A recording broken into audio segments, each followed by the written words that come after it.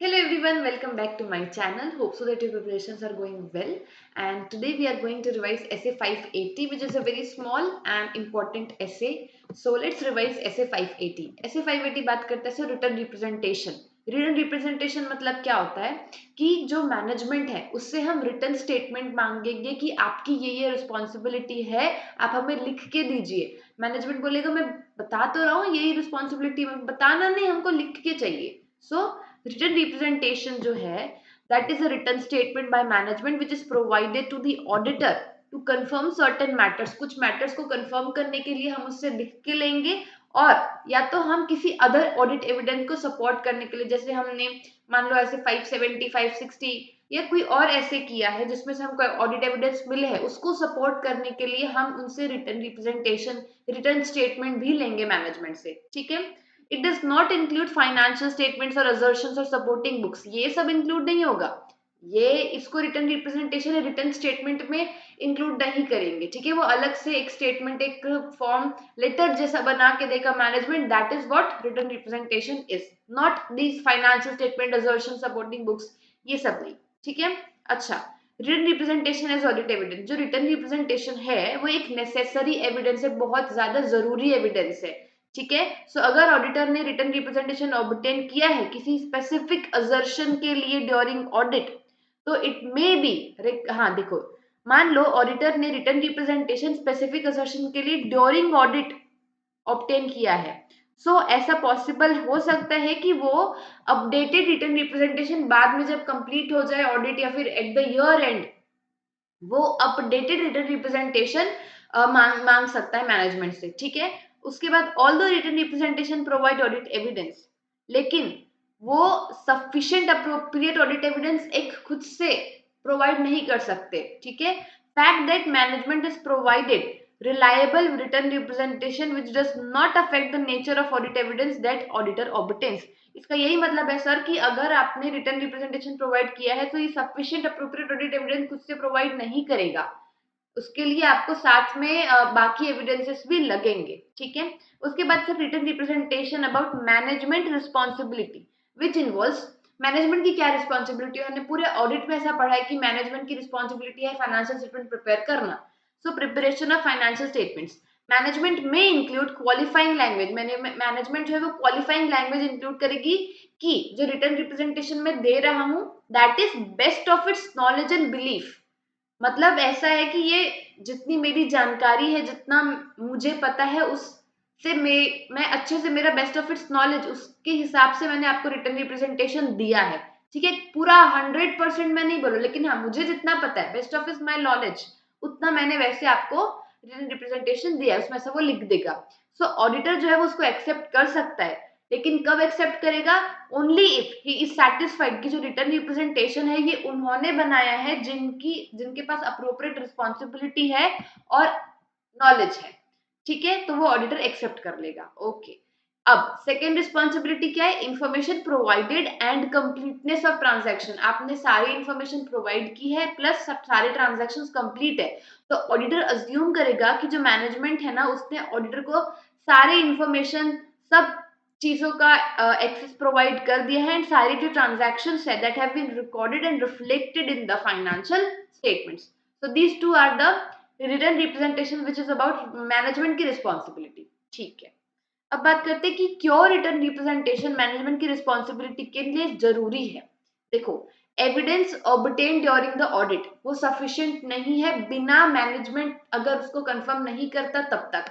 Management का confirmation जरूरी है, वो तब तक वो एविडेंस सफिशिएंट नहीं माना जाएगा. So because auditor is not able to जज solely on other audit evidence if management has fulfilled its responsibility. So auditor जो है वो मैनेजमेंट को बोल सकता है कि आप हमें इस एक्नॉलेजमेंट को रिकन्फर्म करके दीजिए, या तो फिर आप and understanding of those responsibility, आपकी जो रिस्पॉन्सिबिलिटी है, आपकी जो एक्नॉलेजमेंट है, आप उसको रिकन्फर्म करके दीजिए. रिकन्फर्म क्यों करवा रहा है? कुछ रीजंस है जिसके कारण वो इस रिटर्न रिप्रेजेंटेशन को या फिर उसकी रिस्पॉन्सिबिलिटीज को उससे बोल रहा है कि आप रिकन्फर्म करो.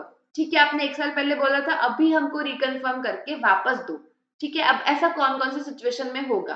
सी, those responsibility written representation in subsequent years में कब होगा? मान लो कि जो टर्म्स प्रिपेयर्ड हुए वो प्रीवियस ईयर प्रिपेयर्ड हुए थे, अभी इस साल नहीं पिछले साल प्रिपेयर्ड हुए थे, तो अब वापस से हम उनको बोलेंगे कि आप इस साल हमको वापस से रिकन्फर्म करके दीजिए, या तो फिर सर्कमस्टांसेस में कोई चेंजेस हो गए हो, या तो फिर पिछले साल जिसने साइन किया था टर्म्स ऑफ एंगेजमेंट वो अब अपने रिस्पॉन्स मतलब अब वो नहीं, उसकी जगह कोई और बंदा है, ठीक है, या तो फिर कोई इंडिकेशन है कि जो मैनेजमेंट है वो खुद की रिस्पॉन्सिबिलिटी को मिसअंडरस्टूड कर रहा है, तो वो क्लियर करो एंड अभी रिकन्फर्म करके वापस से दो। तो ये 4 केसेस है जहाँ पे ऑडिटर क्या करेगा, मैनेजमेंट को बोलेगा कि आप अपनी रिस्पॉन्सिबिलिटीज एक्नॉलेजमेंट सारी चीजें रिकन्फर्म करके दीजिए। ठीक है सर। अब second topic, description of management's responsibility in return representation, so it should be in manner same as there are described in the terms of the engagement, में जो जैसा लिखा था उसी तरीके से आपको इसमें लिखना है रिटर्न रिप्रेजेंटेशन में, ठीक है। अब देखो ये तीनों बहुत ज्यादा इंपॉर्टेंट है, छोटे छोटे केस लॉस भी इसके बेसिस पे पूछ सकता है, सो इसको ध्यान से रिवाइज करेंगे। Date of return representation, return representation में मतलब कब उसको इश्यू करना है, क्या डेट होनी चाहिए? It shall be as near as practicable, लेकिन सर वो आफ्टर डेट ऑफ रिपोर्ट नहीं होनी चाहिए, क्योंकि ये मान लो 30 जून आपकी ऑडिट रिपोर्ट की डेट है, सो इसके पहले आपको रिटर्न रिप्रेजेंटेशन जो है वो इश्यू कर देना पड़ेगा, इसके बाद नहीं, ठीक है, क्योंकि क्योंकि ये नेसेसरी ऑडिट एविडेंस है।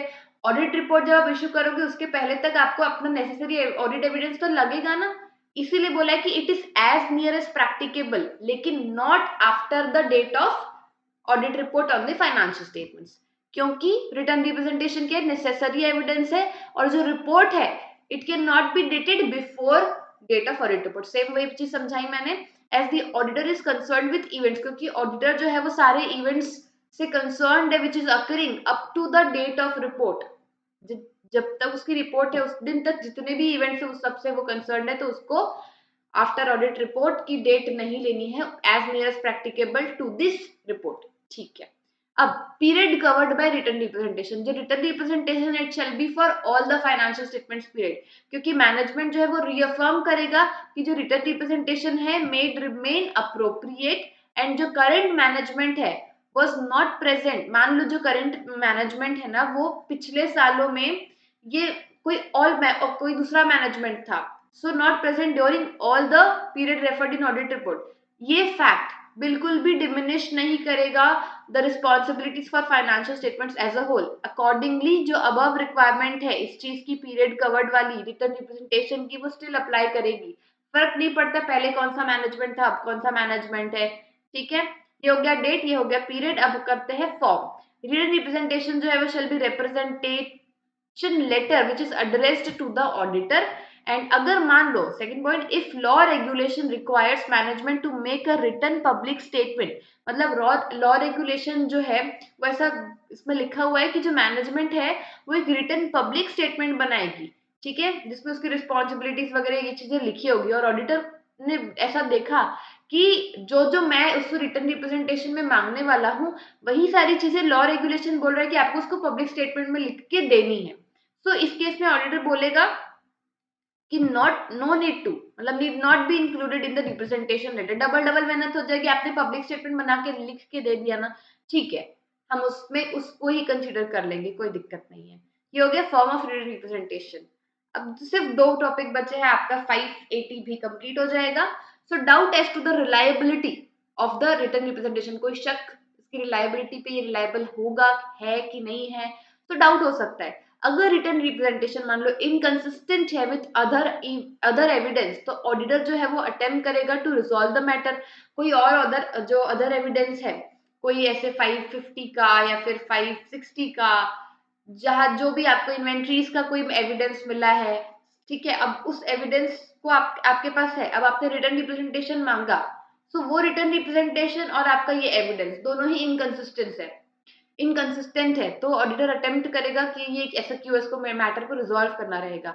अगर मैटर जो है वो अनरिजॉल्व रहता है तो ऑडिटर रिकंसीडर करेगा, क्या रिकंसिडर करेगा, assessment of कंपीटेंस, integrity, ethical values of management, management चोर तो नहीं है ना, मैनेजमेंट की इंटेग्रिटी देखेगा, उसकी कंपीटेंस देखेगा, ये सारी चीजें देखेगा, एंड इफेक्ट देखेगा on the reliability of return representation and audit evidence in general, ठीक है। अगर सर ऑडिटर कंक्लूड करता है कि जो रिटर्न रिप्रेजेंटेशन है वो रिलायबल नहीं है, तो ऑडिटर जो है वो अप्रोप्रिएट एक्शन लेगा, including disclaimer of an opinion तक वो दे सकता है। ओके सर, ये हो गया doubt as to the reliability of return representation. अब बात करते हैं सर रिक्वेस्टेड रिटर्न रिप्रेजेंटेशन। हमने रिक्वेस्ट की बात उस ऑडिटर ने प्रोवाइड सॉरी मैनेजमेंट ने प्रोवाइड नहीं की है, तो उस केस में ऑडिटर क्या करेगा, जाएगा उस मैटर को मैनेजमेंट से डिस्कस करेगा। सेकेंड, वो री इवेल्युएट करेगा मैनेजमेंट की इंटेग्रिटी को। वही अगर मना कर रहा है, कोई शक हो रहा है, जैसे इसमें भी वही था कि रिलायबिलिटी में शक है, तो वो मैनेजमेंट की इंटेग्रिटी, एथिकली सब वो री इवेल्युएट करेगा। तो इस केस में भी अगर उसने WR रिटर्न रिप्रेजेंटेशन प्रोवाइड नहीं किया, तो री इवेल्युएट करेगा इंटेग्रिटी ऑफ द मैनेजमेंट, और उसका इफेक्ट क्या रहेगा of the on the reliability of return representation in audit evidence in general. Last में वो अप्रोप्रिएट एक्शन लेगा, including the requirement of disclaimer of an opinion. ये बोथ पॉइंट्स की base जो है वो सेम ही था, ठीक है। सो 580 कंप्लीट हो गया है सर। आई होप सो कि आप लोगों को ये ऐसे अच्छे से रिवाइज हो रहे होंगे। एंड वीडियो अच्छा लगा हो तो प्लीज डू लाइक, कुछ पूछना हो, कुछ सजेशन देने हो वीडियोस के लिए, so please do comment and share with your friends. And notes के लिए please join my telegram channel, subscribe my YouTube channel for more such videos. So till then मिलते हैं नेक्स्ट वीडियो पे। All the best.